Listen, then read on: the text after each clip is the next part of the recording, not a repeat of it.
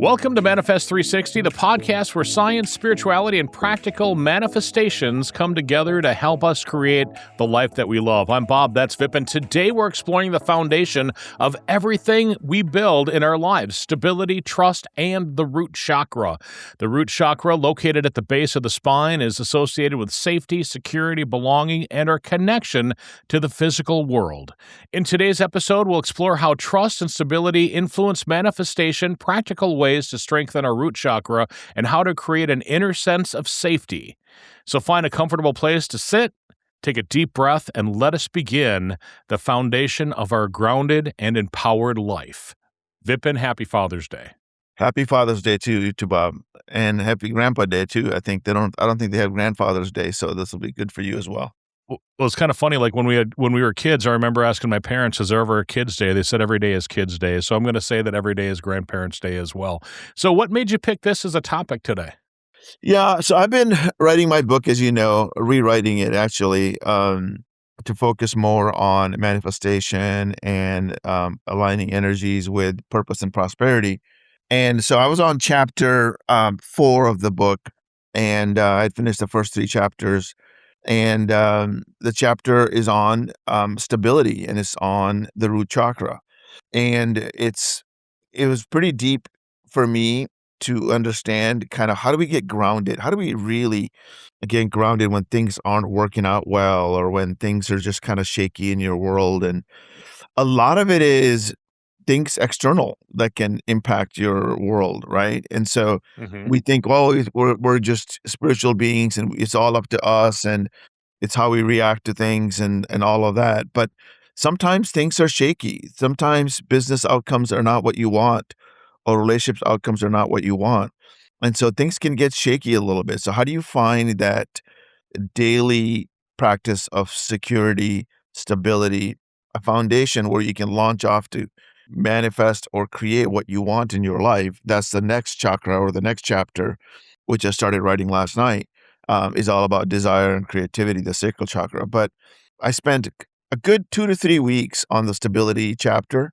I wanted to fully understand what it meant to be solid in your foundation, what it meant to be really grounded, what it meant to be rational, what it meant to be inspired, but more or less safe and secure in your stability of where you want to be. Because if a house isn't built on solid foundation, it's going to come crumbling down. Absolutely. Same with your goals and aspirations, right? So how do you create that stability? How do you create that sound platform, the sound foundation for your growth? And so you can launch your next set of goals from there. So it's really about having the confidence to provide for yourself, having the confidence to be able to have enough shelter, food, and clothing and a lifestyle that you want. And then from there, you can go and launch off to your dreams. But I think for me, this particular exercise has all been about the alignment between spirituality and rationality. The theme of the book has always been about how do we inspire ourselves through spirituality and manifestation, the secret, as we talked about last week, the law of attraction, and all of those things. But you can't leave your rational brain behind. We're still talking about money, which is a very rational thing. It's all about rationing stuff. And then there's mantras, which is a spiritual experience of how to control your mind and your spirit and all of that stuff. So it's all about being rational. It's all about being aligned with your higher purpose. But how you get there is through stability. And in my, I don't want to say research, but in my living of the last month or so, I really realized that we have to focus on a grounded, rational perspective as well as a spiritual perspective. And so sometimes I tend to think in la la land, dream world of. I think we all do. We all do. Okay. Yeah. Some people are very rational, and some people are very stoic in that way. And I think that's fine too. But I think the combination of the two is really what creates this ability to have a launch pad, ability for you to be able to get what you want in life. You got to be able to do the action. I was reading through some research as part of the next chapter, but I remember hearing a story about, I think Anthony Robbins said it, and some other people, Brian Tracy and some of the other famous people said, if you write down your goals, you're more likely to succeed. And they've done research on this and saying that people who wrote down their goals and being financially successful were 10 times more successful than people who didn't write down their goals. Well, I did research on this through ChatGPT and basically said that's a false study. Yale and Harvard both negated the study, saying that's not true. We never researched this. And so what this really shows is that this law of attraction, this writing the goals down and visualizing all this stuff works to a certain degree, but you still got to be in the rational world. Still got to take action. Still got to take strategic steps to go after your goals. You still got to move. You still got to accomplish certain things. And so, and that comes from providing a stable foundation for yourself. So that basically brings us back down to the whole root chakra of everything, is the stable foundation, as you were just talking about. And I always remember this quote that my dad used to say when I was growing up, that my brothers made fun of me because I had bigger feet than they did, and my dad goes, you can't build a cathedral without a good foundation. And that kind of reminds me of that, that everything you just kind of said. You need that foundation in order to grow, in order to be a bigger person, and in order to, have a bigger life and a better life. Yeah. And the foundation really comes down to what I've talked about, what you and I have talked about, is this inner self-worth, this inner confidence, this inner humility, this inner rational mind that you can't leave behind, and not to we talked about emotions and how to feel them and really process them and release them and letting go. And those are all the things that we need to build a real good foundation. If you're all over the map emotionally, you're probably not going to do strategic actions, leverage other people's resources, leverage to be able to contact people from a business standpoint. So it's really important to get your inner self together. And the real foundation that I'm talking about is really about creating a level of stability and foundation through trust. You and I have talked about trust before. And what I learned is that through acceptance of what is and acceptance of what life has given us, if we trust that, and if you trust the way things are in life, that's a good starting point. If you're in la la land and don't believe what's happening, go ahead. Well, I was going to say, so are you saying blind trust, or just trusting the way you feel, or when you say the word trust, what do you mean by that? Exactly. It's definitely not blind trust, right? There's two different kind of trust that I believe in. There is the trust in yourself, that you have the right level of skills, the right level of emotional management, the right level of aptitude and competent. And then there's a trust in a higher power. There's a trust in the universe. And so in this particular foundational work of this chapter of my book and this particular topic today, we're talking more about a faith-driven trust. A lot of people say they believe in God, but how many actually trust God? And when you actually trust God, you know that everything in this life is designed, everything is exactly the way it's supposed to be. And you and I have talked about driving on the 2-lane highway, which you drive on quite often.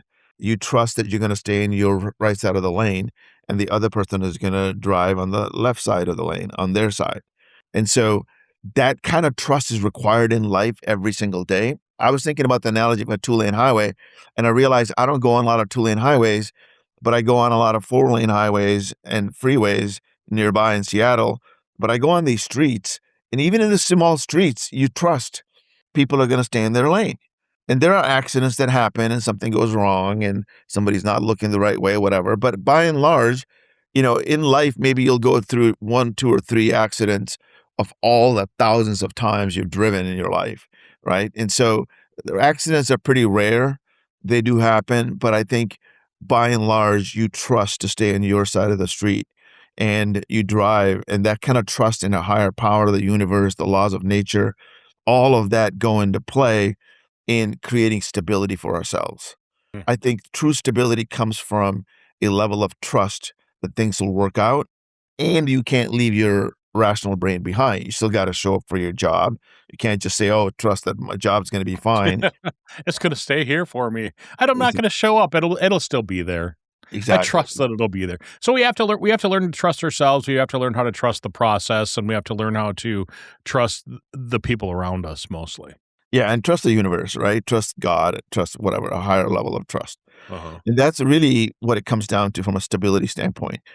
And so, providing for yourself, I mean, you shouldn't be launching a business when you don't have enough food to eat, right?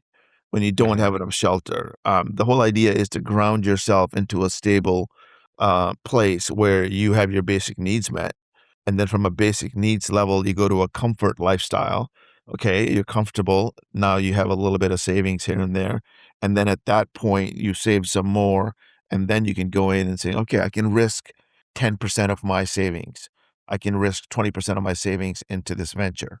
And so, in that, from that stability, grounded place, you can launch into your desires, your goals, your aspirations. But I think that people who succeed are usually the ones that manage their risks after they've provided for themselves from a stable foundation. I agree.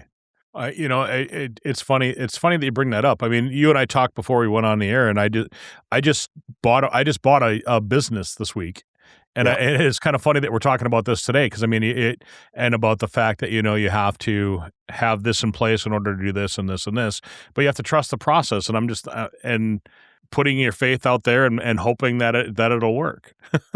Yeah, yeah. But you kind of had a plan.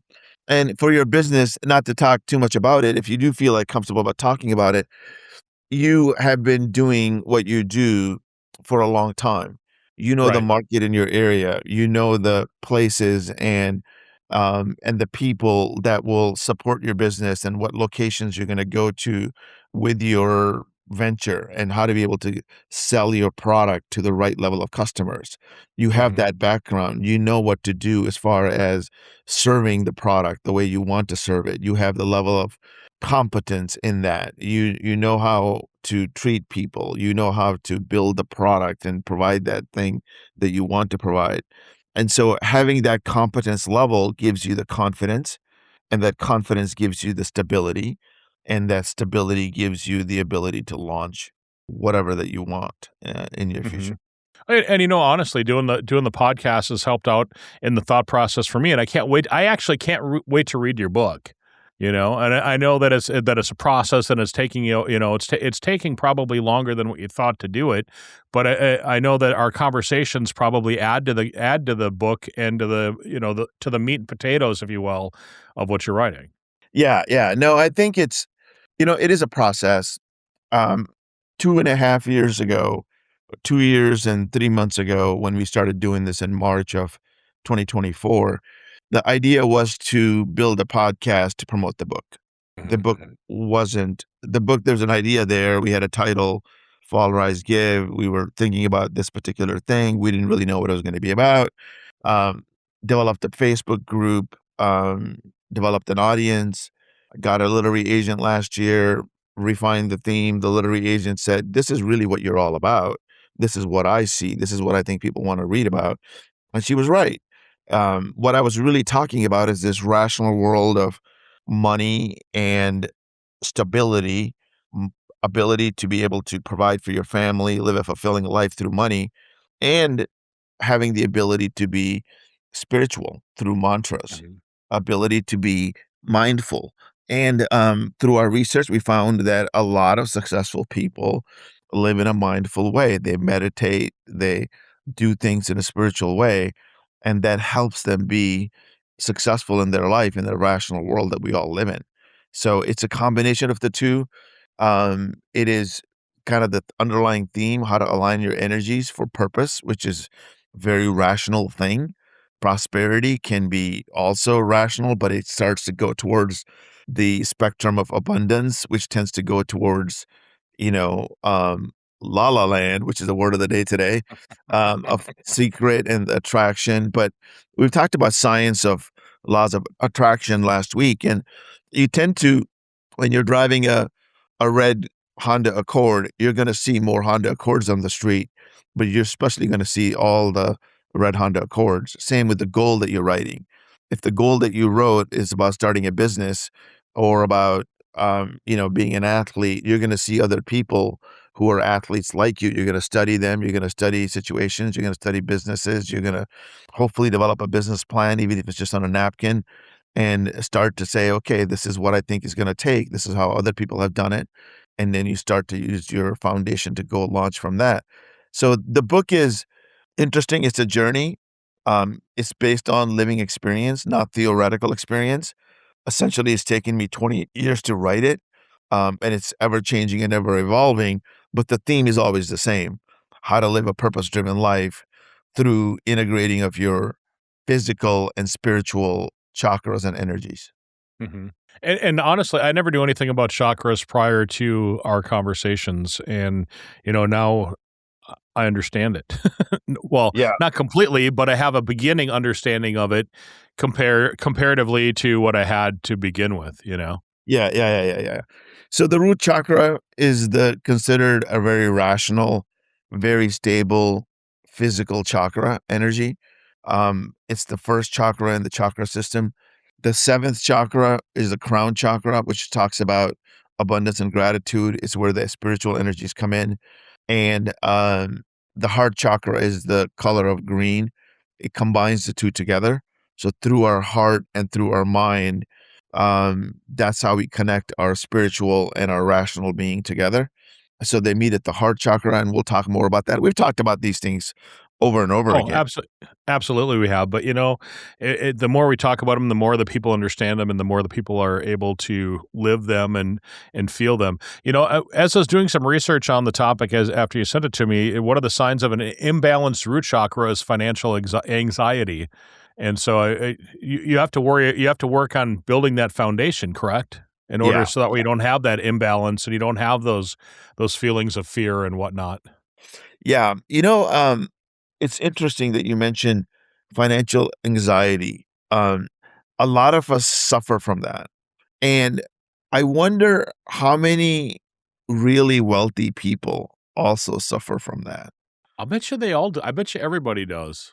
I bet you everybody does, right? So I it's bet you kind of everybody does. they all worry about, oh my God, I'm spending so much money on this, and I've got this house, I've got this mortgage, I've got $1 million coming out of my pocket every month. How am I going to sustain my business and all of this stuff, right? They're like, I've got a $450 million boat. I'm Zuckerberg. How am I going to pay for the cash flow, and who's going to manage that part of it, right? And so I it's can't even imagine. I yeah, can't even imagine. right. And so then you imagine like, okay, then you got this house that's worth 30, $40 million, and you got all these cameras everywhere. And you're looking on your phone to see, hey, is somebody going to my house that they're not supposed to go? Or what's Right. my cleaner doing? Is my cleaner or my house manager, are they stealing from me? Or are they looking at the jewelry in the jewelry box? And am I safe there? So there's anxiety there. There's level of unhealthy behaviors that happens. I was at a party a year ago and a half, and this guy was an architect for really wealthy people. And he mentioned, he's like, all these really wealthy people, they have these exotic cars, they have these multi-million-dollar mansions, they have these 10,000 square foot homes, but they spend so much of their time looking at their cameras to make sure their cars and their house are safe. I was like, what's the point of having all that money when you're worrying about protecting it all the time and putting energy on it? Let's let it be, let it go. Trust. I I, Tru- I want to add to that because the guy that I work for is a farmer, right? He farms thousands of acres, but he owns two gas stations, two bars, and an apartment building. And he watches his cameras all the time, and I'm like, "Sweet, step back. Your stuff is running smoothly." He goes, "Yeah, but if I stop looking, then it's going to change." I'm like, no, just trust the process, man. Just go with the flow. And I can tell when he pops on the cameras when I'm working because it'll have like a weird chirping noise. yeah. And so whatever he does, I just wave at the camera. Doing my job, man. Give him the thumbs up. See, it's just, I mean, so here's a guy, well over $1 million, Oh, and absolutely. here he is wasting his energy and financial anxiety around his business. Right. One of the bars, he's looking at it. So we all have it. So how do you get rid of it? That's the question. How do you get rid of financial anxiety? Is it more money? We just proved that it isn't. No, it's not more money. It's not more money, right? It's not more money. It is having a level of trust Mm, that you have enough. It is having gratitude that you will be okay, that you are blessed more than you ever thought you could be. It's shifting your mindset to be able to say, okay, I trust things are going to be okay. Um, a thing that I heard about, it talked about fear and anxieties will leave us when we go through certain steps and processes in our mindset. This book that I read a couple of years ago called Universe Has Your Back. I remember talking to you about it. I was in mhm. Anacortes, which is an island about 2 hours northwest of Seattle. And, I remember reading the book that weekend, you and I talking about it, and we did the podcast from the car.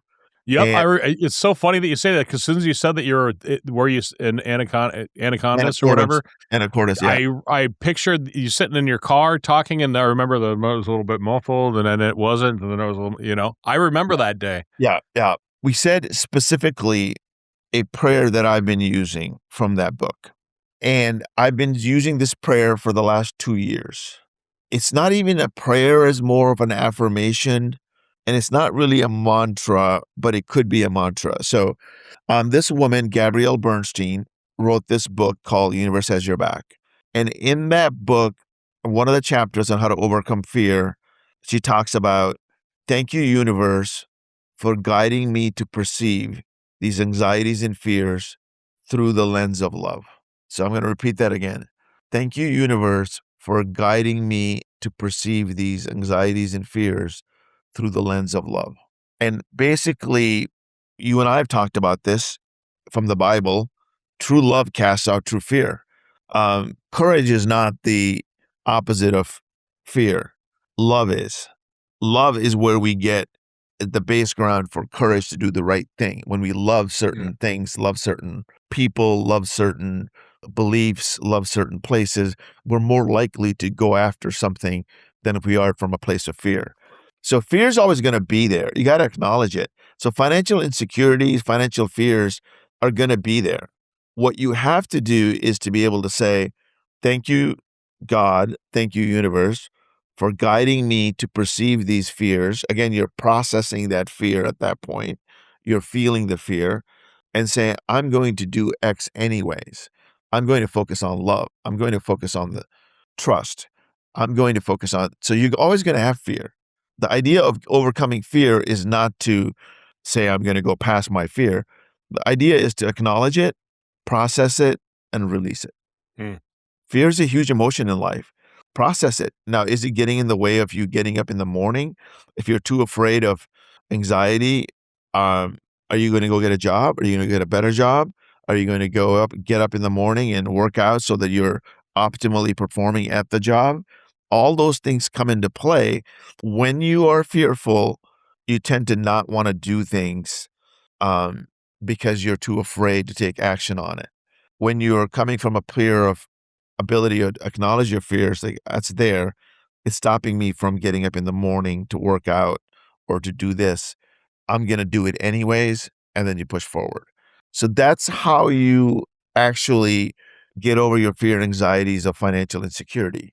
You do the things that you need to do to make more money. You do the things that you need to do to live in a comfortable way. Maybe you save a little bit more money, then you don't spend it on a $7 or $8 latte or a $7 or $8 lemonade, right? And Right. so exactly. So the idea is to be able to spend less than you make. The idea is to not worry. Worry and all of that anxiety does nothing for us. It's all about taking action. You get stability from taking action. You get stability from confidence. You get stability from trusting the universe. That's how you go ahead and rock your world is by taking action despite the fear. Fear is So always going to you've mentioned the word action multiple times here in the last couple of minutes. What are some of the action steps that we can take this week to help our root chakra system? That's perfect. Perfect. I say the first thing you can do for yourself is write down 5 things you're grateful for. It immediately starts to shift your mindset around you have enough, you're safe, you're comfortable. 5 things you're grateful for. If it's around financial security, write down 5 things you're financially grateful for. If you're insecure around relationship, 5 things you're grateful for in your relationships. Mhm. That's the best thing you can do. Second, focus on what is it that you want. Focusing on the positive of what you want will automatically shift your mind from lack or need or can't have enough or can't have this. It start to shift your mindset towards something that you want. And the last and the most important thing before you do anything else is trust that in the past, things have worked out for you. Most people listening to this podcast are successful. Most people have gone through challenges. Most people have figured out that they're confident because they've figured out a way to solve their problems. Go back to instances in life where you've solved your problems. Go back to saying when you had trust in the higher power, in that higher source, in the universe, in God. Did that guide you through? If those things scare you, don't look at that. Just focus on trusting yourself. If you're a person of independent, rational, atheist thinking, that's fine. Focus on what gives you true power. True power comes from a belief, a self-love, self-worth, confidence, in a quiet confidence, in a humble way. And so sit back, let go, feel the emotion of whatever anxiety or fear that you have, stability around it, process it, release it, and then focus on what you want, which we'll talk about next week, is really all around defining in detail, not just what you want, but why do you want it? Because if your why is shaky, you're not going to get it. Same kind of thing applies to here. If you don't truly believe that you're confident and your confidence is shaken, it's totally okay.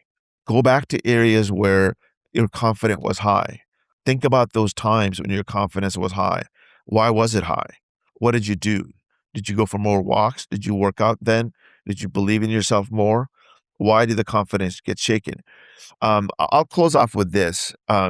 I worked for a company called Microsoft. I went in there very confident in my field. And throughout the process, my confidence started to get shaky. And as I was leaving the company, my confidence was at a very low point. And the reason it was a low point was because the external validation that I put a high value on was not very good. My manager, I believed, was not a good person. That's all I'm going to leave it as. I was in a situation that was not conducive to a mindful way of being. It was too much of a pressure cooker. The company as a whole organized that and realized that. The CEO at the time was very fear-based. The whole organization had to make some changes, and they did, and they turned their ship around. But I was caught in a time in that company when it was very fear-based. No matter how hard I tried to be the person that I wanted to be, work out in the mornings, I used to go to this boot camp class and all of this stuff that I used to do for my confidence before work. I would go and literally come out of there with my confidence was shaken. Hmm. I was lucky that a recruiter contacted me and said, "Hey, I see you're working at Microsoft still. Would you be interested in going to another company?" And so I immediately got a job at another company, another mega billion-dollar company, ADP, the people that process checks and all of that stuff. They had a huge automotive division, and they had a digital tools and technologies division in Seattle. They had about a $500 million division in Seattle. And so they recruited me to come work there.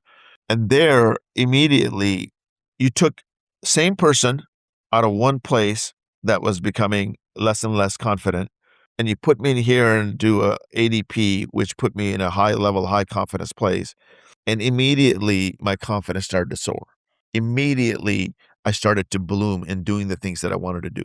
That's why you can't work at a toxic place. And Toxicity will end up killing you and squashing every bit of creativity that you have. You have to look, like we've said in this podcast 1,000 times, you have to look out for yourself first. Otherwise, nobody else is looking out for you, you know? Yeah. Now, before we close, and I know we're getting to the time of closing here, I didn't have the inner tools of stability that I do now. I don't have the mantra of being calm, centered, and loving. I didn't have the mantra of being rational, grounded, and strong. I didn't have the mantra of being rational, inspired, and grounded. I didn't have the mantra of loving myself the way I do now. I believe in you can handle a toxic place if you're not looking for external validation.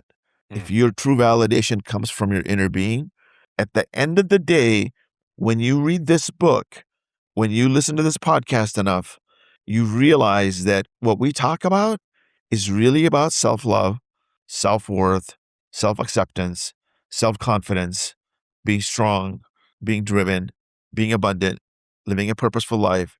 You get to be in a place not based on outcomes, but based on your true self. You're going to be so ready for success and so ready to go after what you want when you come out of this work that you do, because it's really about internally driven. It's really about, in a rational way, to be truly inspired by whatever the source of energy is.